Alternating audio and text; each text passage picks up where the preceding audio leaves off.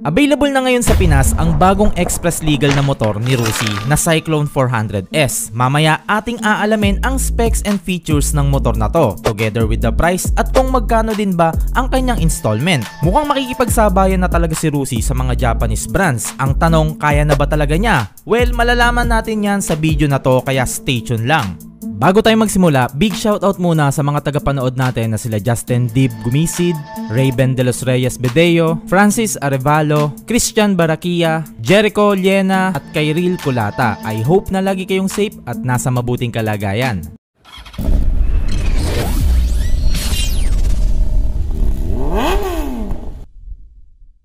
Sa mga nakaraang taon, nakita natin na unti-unti na ngang umaakyat ang Rusi sa kompetisyon ng mga motorsiklo. In fact, noong 2022, pangatlo nga sila sa may pinakamaraming sales na naitala. Actually, tinalo pa nga nila dito ang Kawasaki at Suzuki. Well, patunay na nga dyan na kahit saang lupalop ka pa sa Pinas makarating, napaka-imposible na hindi ka makakita ng mga motorsiklo nila. Idagdag mo pa nga ngayon ang pag-aangkat ni Rusi ng motor sa isa sa pinakamalaking manufacturer sa China. Walang iba kundi ang Zhongsheng. Si Zhongsheng pa nga mismo ang proud na nagsabi na si Rusi ang magiging distributor ng mga motor na ilalapag nila sa Pinas, katulad ng RE3, RC401, RX401, RC250 at RG3.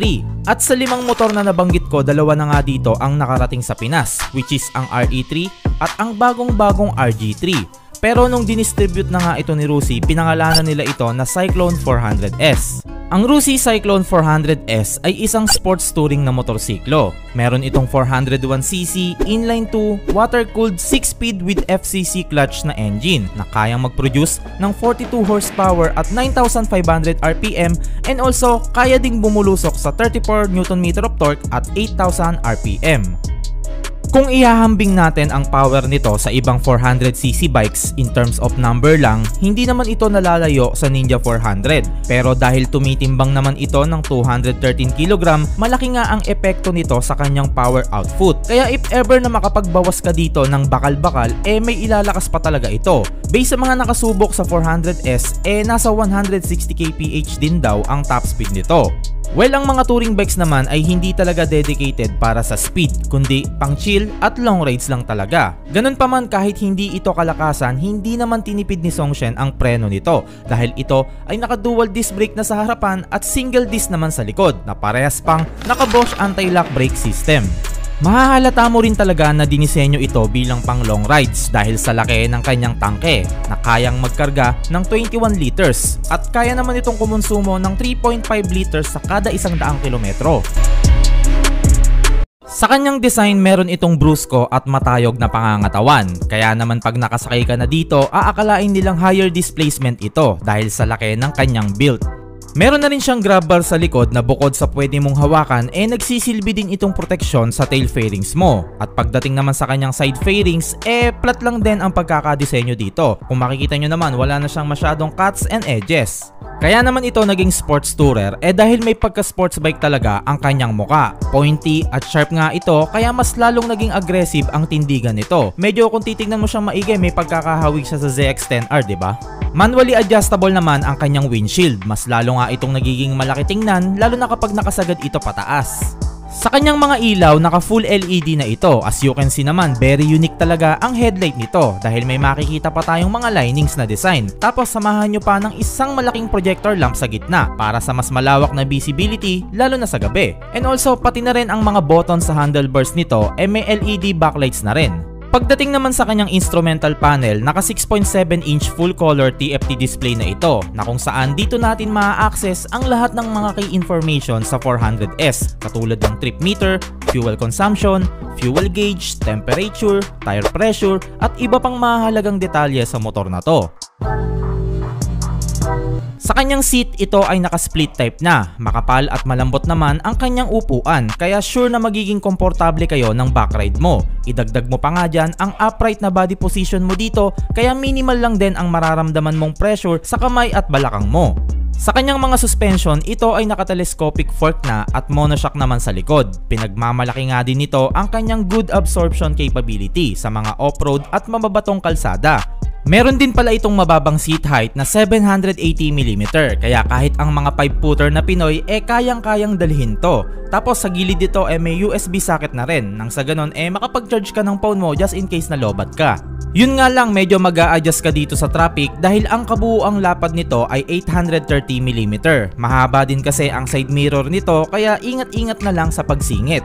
Sa timbang, mabigat din ang 213 kilo para sa isang 400cc na motor. Normally yung ganitong weight ay pang 1000cc na nga. Mararamdaman mo talaga yung bigat nito tuwing magmamaniobra ka, pero pag umaandar ka na, nagiging lightweight na ang pakiramdam mo dito. Ang sukat naman ng kanyang gulong sa unahan ay 120/70/17, habang ang sukat naman ng gulong nito sa likod ay 160/60/17. Well, mapunta na nga tayo sa pinaka-importanting parte ng video na to. Walang iba kundi ang pricing. Pagdating sa presyo, ito ay nagkakahalaga ng 280,000 pesos. Yes, tama guys, you heard it right. Kaya alam kong marami sa inyo ang kukunot ang noo. Syempre, alam naman natin na hindi nga noon naging maganda ang background ni Rusi dahil sa mga sirain na motorsiklo nila. Kaya para sa mga Pinoy, wala itong karapatan na magpresyo ng mataas sa kanilang mga motor na binebenta. Pero guys, tandaan nyo na laging nagre-reflect ang kalidad ng motor sa presyo nito. Back in the days kasi, sobrang mura lang talaga ng mga units ni Rusi. Kaya iilan-ilan lamang dito ang tumatagal ng isang taon. Though hindi naman yon kasalanan ni Rusi dahil hindi naman sila ang nagmamanufactured ng mga motor na yon. Pero still, sa kanila pa rin talaga puputok ang sisi dahil sila kasi ang nagpapasok ng mga low quality na motor dito sa Pinas. Kaya naman ngayon, unti-unti na nilang nililinis ang mga bad image na nagawa nila in the past. Kaya't heto at nag-i-invest na rin sila ng malaking halaga sa mga motor para masigurado na maganda din ang kalidad nito. I hope you getting my point. Ika nga nila, you will get what you pay for. Tsaka based naman sa specs ng Cyclone 400S, siksik na rin talaga ito. Actually, yung ibang features nito ay makikita mo na din sa mga motor ng big brands katulad ng ABS, dual disc brake, large fuel tank, TFT display, big bike looks at marami pang iba. Ang Cyclone 400S ay pwede mo ding i-avail ng installment. Kailangan mo lang mag-down ng 60,000 pesos at may buwa ng hulog na 9,000 for 3 years, 12,200 naman pag 2 years at 21,800 naman pag 1 year. At syempre may rebate pa yan ng 300 pesos pag advance ka. Overall, good specs naman ang Cyclone 400S para sa presyo nito. Yun nga lang, underrated pa rin ang tingin dito ng mga Pinoy dahil Rusi ang nagdala. Can you imagine kung Honda o Yamaha ang nag-distribute nito? Siguradong hindi na ito babatikusin ng mga tao. Parang Dominar 400 lang ng Bajaj, Como Kawasaki ang nag-distribute dito, nagiging premium na siya sa paningin ng Pinoy. Tingin ko kung minsan hindi naman talaga motor ang may problema, kundi ang mga taong mapanghusga. Ayaw ba natin na may isa man lang Pilipino brand ang sumikat sa sarili nating bansa? Malay natin pagdating ng panahon, hindi na natin kailangan pang mag-angkat ng motor sa ibang bansa dahil may sarili na tayong factory. On my side naman, siguro kung talagang seryoso na si Rusi na magpasok ng mga high-end na motor dito sa atin, kailangan gumawa na rin sila ng mga promotional video sa bawat unit na binebenta nila dahil malaki din kasi ang maitutulong nito sa marketing lalo na't nabubuhay ang mga tao ngayon sa social media. Anyways, alam kong may masasabi at masasabi pa rin kayo sa Rusi na kesyo gawin na lang nilang ganyan, ba't di na lang gawin ganto, bla bla bla. Pero isa lang ang sinisiguro ko, wala silang pakialam sa mga sasabihin nyo dahil alam naman nila na may bibili at bibili pa rin ng mga motor na binebenta nila, kaya suri na lang. Yun, I hope nagustuhan nyo ang ginawa kong video patungkol sa bagong 400cc bikes ni Rusi. Ano sa tingin nyo? Sulit ba ang Cyclone 400S? Pakikomento na lang yan sa baba at excited na akong mabasa yan.